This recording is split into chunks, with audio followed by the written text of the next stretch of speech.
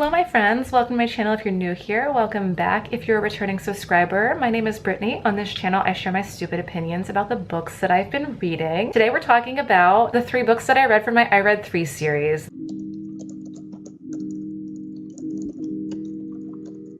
This month I read 3 grumpy sunshine romances and I would love to talk about them. I'm gonna run through cawpile ratings for everything because that is how I rate my books. If you are unfamiliar, cawpile was created by G over at Book Roast. We cover everything: characters, atmosphere, writing, plot, intrigue, logic, and enjoyment. I'm gonna talk about all of those for each of the 3 books that I read this month. Let's go ahead and get into it. I try to keep everything spoiler free. That way I'm not ruining it for anybody who wants to read these books. The first Grumpy Sunshine book that I read was a closed door romance called But He's My Grumpy Neighbor by Anna Conwell. We are following Juliet Monroe, who has moved to Peach Hollow, Georgia when she's 18 years old for a fresh start from her abusive family. Peach Hollow is a retirement community. Basically, that's the vibe that it gives. So Juliet is the youngest person living in her town, and I freaking love that. Juliet is without a shadow of a doubt a romantic at heart, and that just sang to me. She operates her own Etsy business because she's very introverted. She creates stationery and invites, and I would really love to know how that is a lucrative career, please. It's harped on in this book that the paper industry is dying, so how is she making enough money to cover her bills? She's a reader, a tea lover, and dotes on her golden retriever whose name is Murphy. And then we have Adam Carter. He is leaving his job with the CIA to open up his own security business with his brother Grayson. And from the moment, oh, they're twins by the way, that's harped on a lot in this book too. From the moment Juliet lays eyes on Adrian, she notices that he has a scowl on his face. It's clear that Adrian's the grumpy to our sunshine, and underneath that Mr. Darcy exterior, there is a Mr. Bingley hiding. Adrian hails from a rather large family of 3 brothers and 1 sister, and a dad. Mom is deceased. It's clear that the family is tightly knit, and Adrian's like the outlier to the family. He prefers to spend his time alone, and he'll bail on family gatherings within an hour of arriving. He's also a tea lover and a book lover, which only further endears him to Juliet, and I think is very sweet. The characters in this book are very well thought out, and I found myself genuinely caring about them, which is so nice. Like, even the elderly people, the side characters in the community, I really found them to be interesting and funny. Grayson is clearly an important asset to the book, and it's very abundantly clear to me that he is being set up for his own story. I didn't really find myself caring about Juliet's best friend character. Her name's Carolyn. I just feel like, as someone whose best friend is also long distance, they could have been developed better. I think that it would have been better for their friendship if distance weren't a factor. I gave the characters an 8 out of 10, and we're moving on to atmosphere. Like I said in my introduction to this book, the setting is in this very small town of Peach Hollow, Georgia, which is very much retirement community vibes. I really couldn't get enough of the small townness of it all. Everything had peach in the title, like restaurants, stores, like it was so cute. I really enjoyed the atmosphere. 8 out of 10. Writing. This was not something that I found myself jiving with. It was a book where I had to keep going back and reading over sentences that I'd already read because it didn't make sense to me. Something about the sentence structure wasn't computing in my brain. Like the first time I read the sentence, it was like, what? Dialogue was kind of iffy in certain areas as well, but I did overall find the writing to lend to a cute story. So I gave it a 6 out of 10 for writing. The plot is essentially these 2 main characters discovering each other's quirks and falling in love. It was interesting enough for me to keep going, but with that being said, once they kissed, I was out. I was not really jiving anymore. Like, the tension was entirely gone, and I was like,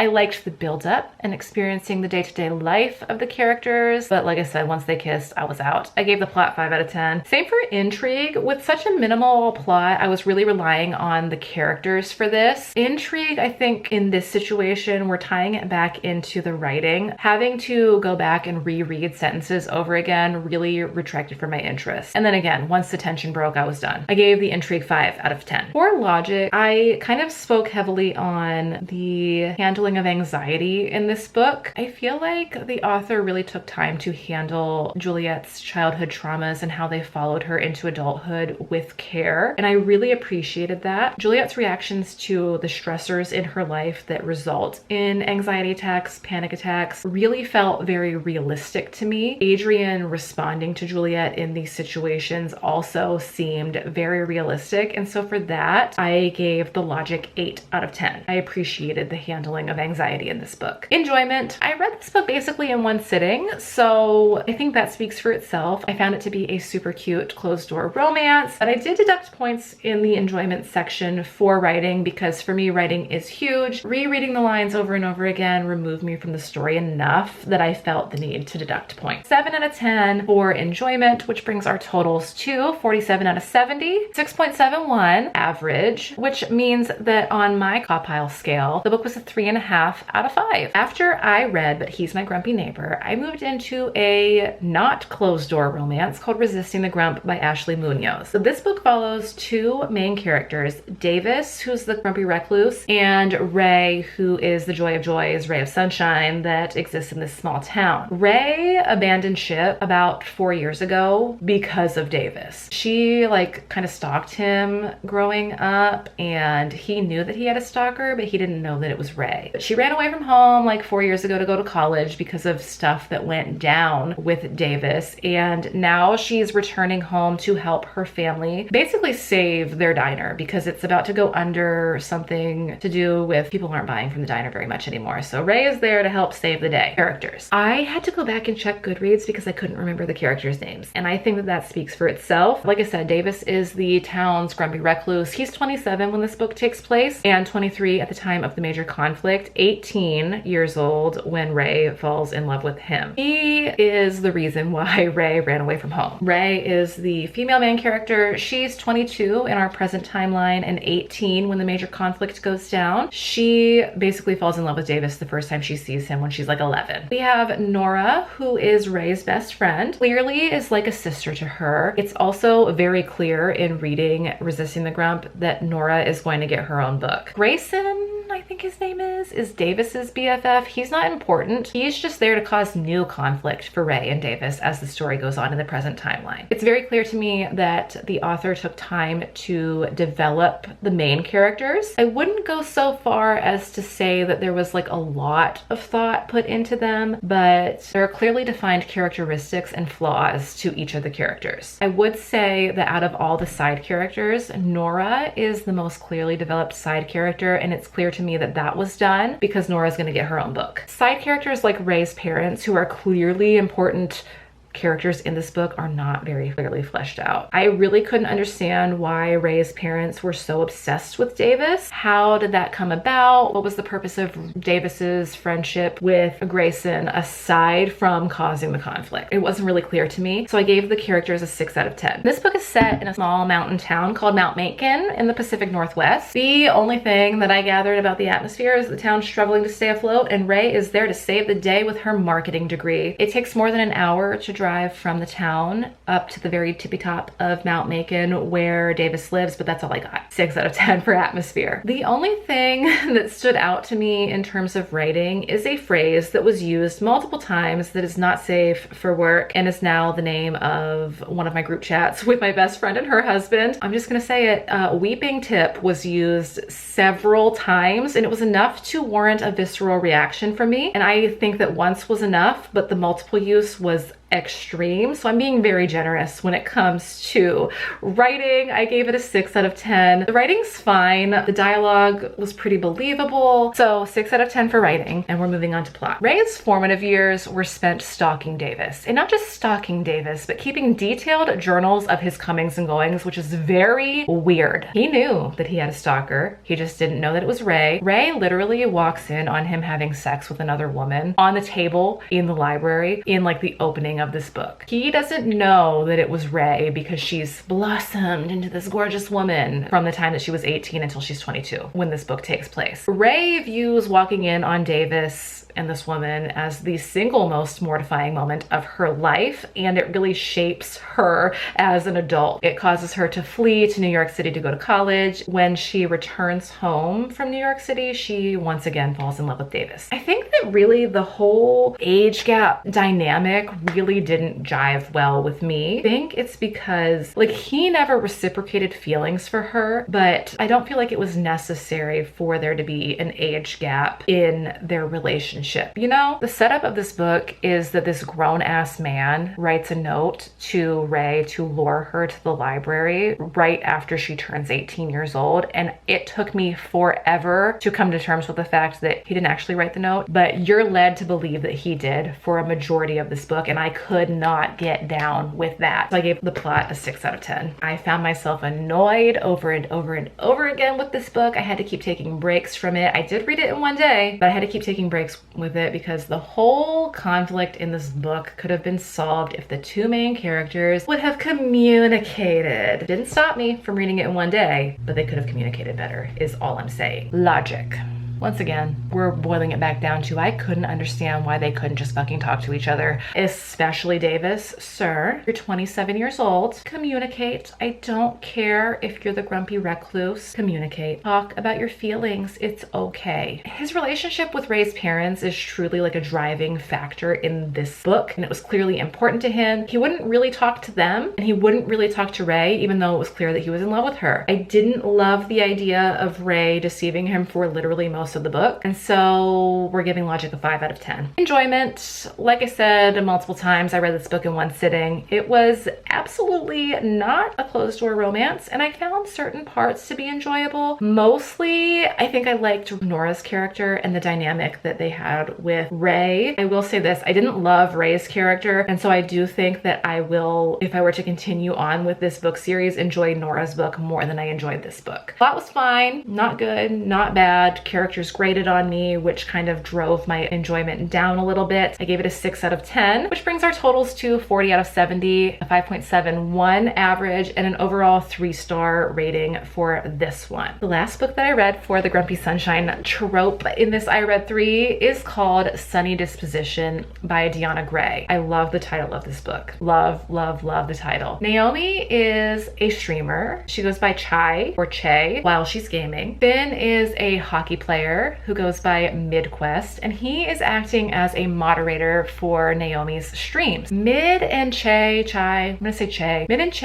have made plans to finally meet in person after more than a year of talking to each other via the streaming chat and private chats within that stream. But Mid is in an accident on the day that they're supposed to meet that results in him being hospitalized for several days and leaves him with amnesia. Naomi is thinking that she was stood up by Finn, or Mid, when he goes radio silent after the accident. So when she meets Finn for the very first time, there is something that is vaguely familiar about him, but she can't quite put her finger on it. Moving forward, she is going to be rooming with 4 hockey players, one of whom includes Finn, the man who never smiles. He can't figure out why Naomi makes him feel so anxious, because like I said, he has some amnesia going on. Let's go ahead and go through it. I really, really enjoyed this one. So Naomi is our female main character. She is a black gamer girl who never shows her face to her stream. She chooses joy every single day, even when she's feeling angry. So she is, of course, sunshine. Finn is our male main character. He's a fluffy hockey player. He's suffering amnesia post-accident, and he is so stoic. He literally never smiles in this book except for at Naomi. Sam, Henrique, Lincoln are the 3 other hockey player roommates, and I just loved the dynamic between them. They're adorable. It's very clear that they have been friends for so long. And then we have Celeste, who is Naomi's bestie.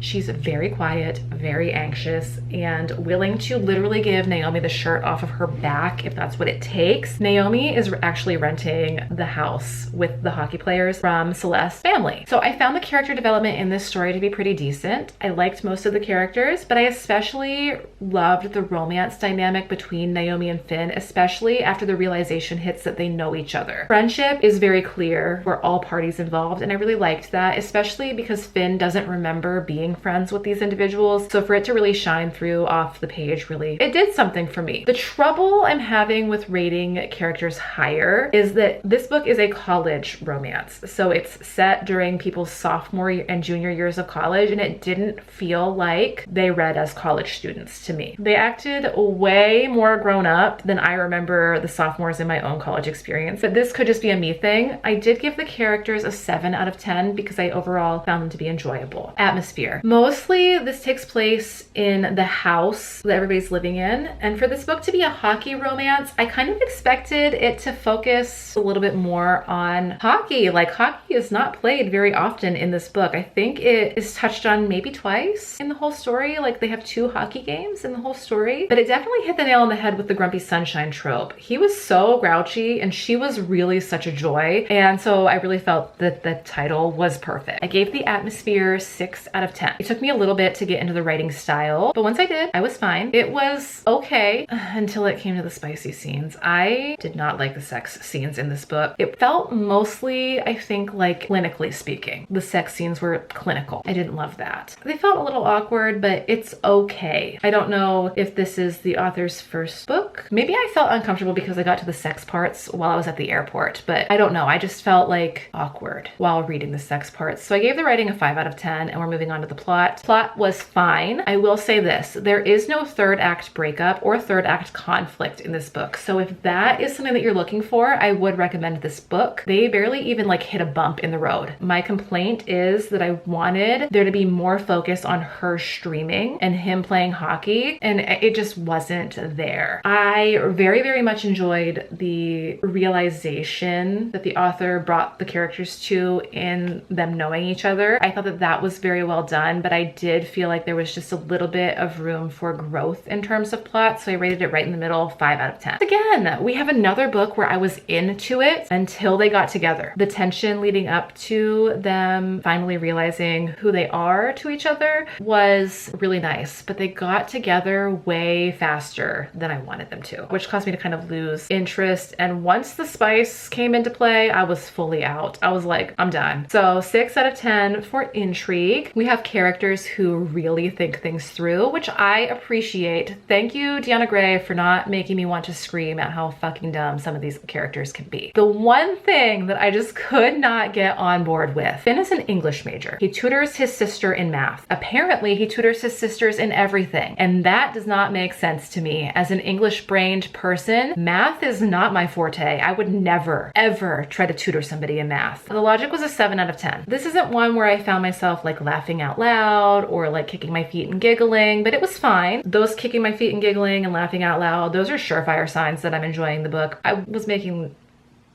that face a lot. I still would recommend this book to people, especially those who are looking for a book without a third act breakup. Overall, I gave my enjoyment a 6 out of 10, and that brings our totals to 42 out of 70. We got a 6 average, which is a 3.25 on my cawpile scale. So ranking them in order from most favorite to least favorite, we have But He's My Grumpy Neighbor in first place, Sunny Disposition in second place, and Resisting the Grump in third place. This was really fun. I enjoy a grumpy sunshine trope. I don't know that I've read very many grumpy sunshine romances, so this was really nice to dive into a trope that I wouldn't normally go for. Leave me a comment letting me know what other tropes you'd like to see covered. If you have a specific book in mind for certain tropes, let me know. I'm trying to go for books that don't have a lot of readership, or at least have one book that doesn't have a lot of readership. That way I can talk about books that maybe not a lot of people have heard about. Leave me a like if you like the video, subscribe if you're new here, and I will see you very soon in my next video.